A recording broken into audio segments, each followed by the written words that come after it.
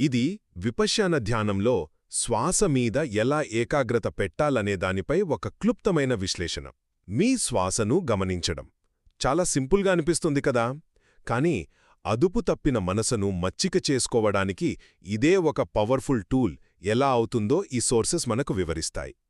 So మొదటి point ఏంటంటే, ఆలోచనను గమనించడానికి ఆలోచనలో కూరుకుపోవడానికి మధ్య ఉన్న తేడా. మనం ఒక ఆలోచనను జస్ట్ గమనిస్తే అది నీటి బుడగలా తేలిగ్గా వచ్చి వెళ్ళిపోతుంది. కాని అదే ఆలోచనలో మనం చిక్కుకుంటే అప్పుడు అది మనల్ని బరువుగా ఒక గొలుసులా లాగేస్తుంది.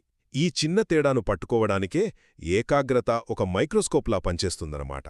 అయితే ఈ పని అంత ఈజీ కాదు, ఎందుకంటే మన మనసు చాలా చంచలమైనది. దీన్ని వివరించడానికి రెండవదిగా ఒక అద్భుతమైన పోలిక వాడారు.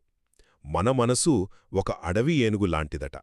దాన్ని కంట్రోల్ చెయ్యాలంటే మన శ్వాస అనే ఒక బలమైన స్తంభానికి మన ఎరుక అనే తాడుతో కట్టేయాలి.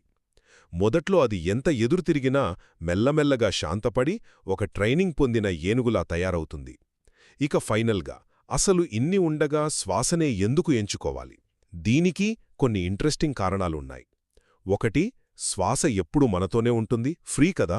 2, ఇది కోపం, అత్యాశ లాంటి ఎమోషన్స్ని రెచ్చగొట్టదు. అన్నింటికన్నా ముఖ్యంగా శ్వాస ఎప్పుడూ వర్తమానంలోనే ఉంటుంది. మనం గతాన్ని గాని భవిష్యత్తును గాని శ్వాసించలేం కదా. కాబట్టి శ్వాసపై దృష్టి పెడితే మనం వర్తమానంలోకొచ్చేస్తాం. ఒక్క మాటలో చెప్పాలంటే, మీ శ్వాసను గమనించడం చంచలమైన మనసును శాంతపరిచి మిమ్మల్ని వర్తమానంలో నిలబెట్టే ఒక శక్తివంతమైన సాధన.